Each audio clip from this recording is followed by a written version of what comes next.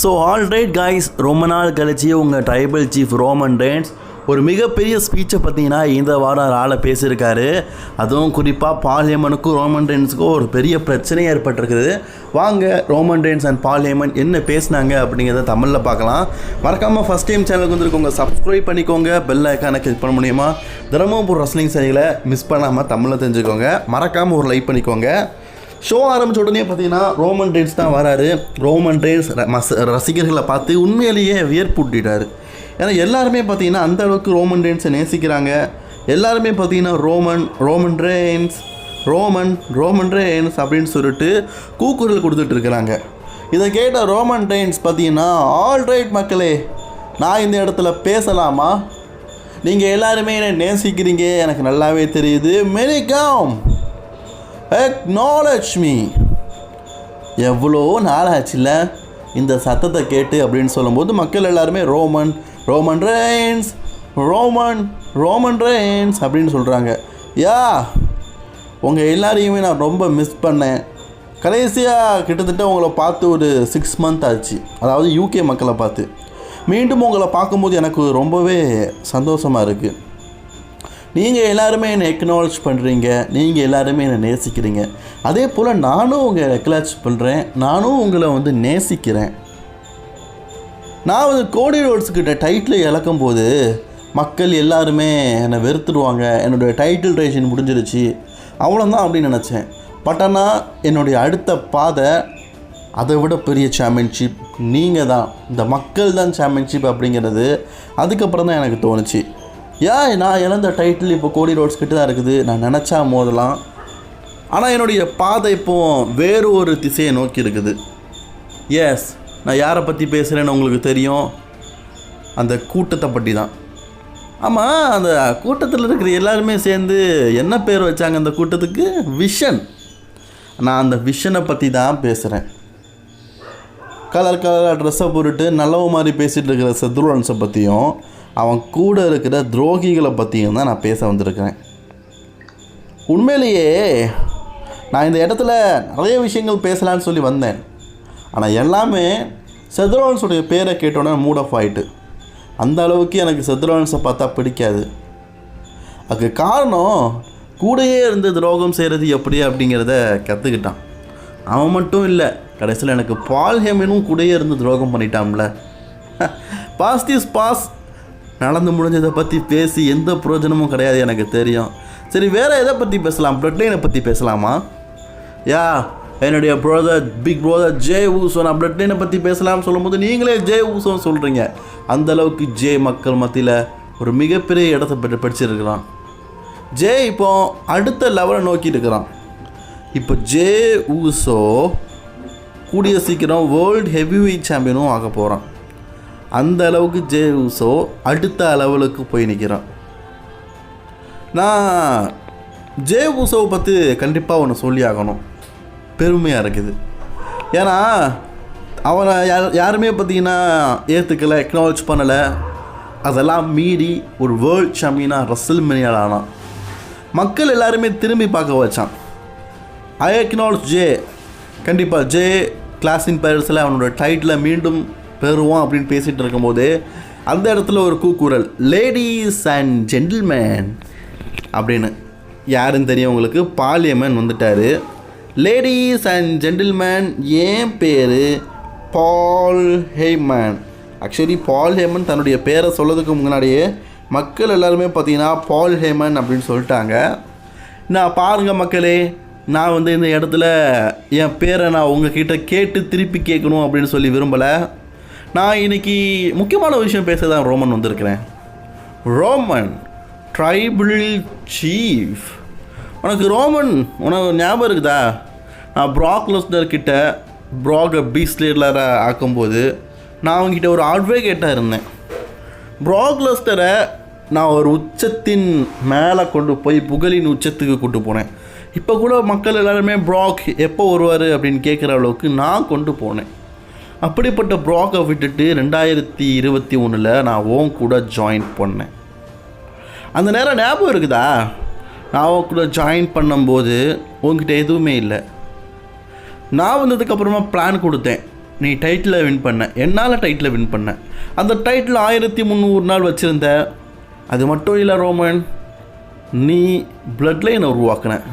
அந்த பிளட் லைனை உருவாக்கிறதுக்கு காரணமும் நான் தான். யார் யார் சேர்க்கணும், எப்படிப்பட்டவங்க எல்லாத்தையுமே உனக்கு டீச் பண்ணேன். ஈவன் ட்ரைபிள் சீஃபாக மாதிரி இருக்கிற உனக்கே ஒரு ட்ரைபிள் சீஃப் அப்படின்னா நான் இருந்திருக்கிறேன். நான் எப்போவுமே ஒன்று சொல்லுவேன் ரோமன், உன்னை பார்த்து, I love you my tribal சீஃப்னு. நான் இப்போவும் சொல்கிறேன் ரோமன், எனக்கு இப்போவும் ஒன்று ரொம்ப பிடிக்கும். ட்ரைபிள் சீஃப் யாருன்னு கேட்டால் நான் ஒன்றைத்தான் சொல்லுவேன், நீ தான் tribal chief. I acknowledge, I love you Roman. எனக்கு இப்போ கூட உனக்கு பிடிக்கும். காலமும் நேரமும் அதுக்கு ஏற்ற மாதிரி மாறுறதில்ல. நீ என்ன வெறுத்த, நான் உன்னை வெறுத்தேன், அவ்வளோதான் ரோமனு. இந்த இடத்துல இப்போ புதுசாக லீடராக இருக்கிறது அது செத்ரோன்ஸ் தான். அந்த பதவியை மட்டும் நீ பழையபடி இருக்கணும் அப்படின்னு நினச்சிடாத. எனக்கு எப்போவுமே உன்னை பிடிக்கும் ரோமன் ரெயின்ஸ். ஆனால் நான் சொல்கிறேன், இது விஷனுடைய ஏரியா. விஷன் செத்ரோன்ஸ் தான் இப்போ இங்கே லீடர். ஸோ அதனால் நீ பேசாமல் உன் ப்ளூ பிராண்டுக்கே போயிரு அப்படின்னு சொல்கிறாரு. ஸோ அது மட்டும் இல்லாமல் பார்த்தீங்கன்னா, இங்கே இருக்கிறானே பிரான்சன் ரீட், இவன் அடுத்த லெவலில் நோக்கி போயிட்டுருக்கிறான். நீ இவன் கூட கிளாஸின் பேஸில் மோதும்போது மேபி உனக்கு ஒரு மிகப்பெரிய காயமோ மிகப்பெரிய அடியோ கூட ஏற்படலாம். நீ தோக்கக்கூட செய்வ ரோமன். அஃப்கோர்ஸ் என்ன வேணால் நடக்கலாம். ஏன்னா ரோமன், பிரான்சன் ரீடுக்கு விஷன் டீம் இருக்கிறாங்க, விஷன் டீமுடைய சப்போர்ட் இருக்குது. ஆனால் இந்த நேரத்தில் உனக்கு சப்போர்ட் யாருமே இல்லையே. அதை நினைக்கும் போது தான் எனக்கு உண்மையிலேயே வருத்தமாக இருக்குது ரோமன். நான் உன்னை விட்டு பிரிஞ்சு போயிட்டேன் தான். ஆனால் நீ இன்னும் உன்னுடைய தப்பை அண்டர்ஸ்டாண்டிங் பண்ணலை, நான் எதுக்காக உன்னை விட்டு போனேன்னு. ரோமன், நான் ப்ராக் லெஸ்னரை விட்டு உன் கூட சேர்கிறதுக்கு காரணமோ, உன்னை விட்டு செத்ரோன்ஸ் கூட சேர்கிறதுக்கு காரணமோ ஒன்றே ஒன்று தான். நான் உங்களை வளர்த்து விட்டேன், நீங்கள் என்ன மதிக்கலை, கீழே போட்டு மிதிச்சிங்க. இதுதான் ரியாலிட்டிக்கான காரணம். இந்த இடத்துல உன் ஷூவை சூலா ஃபாலாவா உன்கிட்ட நான் வந்து ஊலா ஃபாலா மாலை கொடுப்போம்ல, அதே மாதிரி பிரான்சன் ரீடுகிட்ட உன்னுடைய சூலா ஃபாலா மாலையை அவன்கிட்ட கழுத்தில் தொங்க விட்டுருக்கேன். இது எதுக்கு தெரியுமா? சில பேர் சொல்கிறாங்க ஷூவெல்லாம் தூக்கி மாலையாக போடுவாங்களான்னு. ஆனால் ஒவ்வொரு தடவையும் ஷூவை எடுக்கும்போது ரோமன் ரெயின்ஸோடைய பலத்தை திருடின ஒரு சந்தோஷம் பிரான்சன் ரீடுக்கு இருக்குது. ரோமனுடைய ஒவ்வொரு பலத்தையும் எடுக்கிறது இந்த ஷூவில் எடுக்கிற மாதிரி இருக்குது அப்படின்னு சொல்லும்போது, டஸ்மேனு வாயை மூடுறா அப்படின்னு சொல்லிட்டு ரோமன் கடுப்பாகிட்டார். அது மட்டும் இல்லாமல் கிஸ்மி ஆஸ் அப்படின்னா உங்களுக்கு தெரியும் நினைக்கிறேன், அந்த வார்த்தையை ரோமன் ரெயின்ஸ் சொல்லியிருப்பார். அதாவது சொல்கிறேன், கோச்சக்கூடாது. நான் பால் கிளாஸ் இன் பாரிஸில் டஸ்மேன் ஆகிய நீ இவன் கூட நான் விளையாடினதுக்கப்புறமா அவன் கதையை முடிச்சுட்டு உன்கிட்ட தான் வருவேன். அப்போ நீ வந்து என்னுடைய அதை நக்க தான் செய்யணும், முத்தை தான் கொடுக்கணும் அப்படின்னு சொல்கிறாரு. கடுப்பான பிரான்சன் ரீட் பார்த்தீங்கன்னா, ஓல்டு ட்ரைபிள் சீஃப், அதாவது நீ பழைய ட்ரைபிள் சீஃப்னு சொல்கிறாரு. நான் இந்த இடத்துல நான் தான் புது ட்ரைபிள் சீஃப் அப்படின்னு சொல்ல விரும்பலை.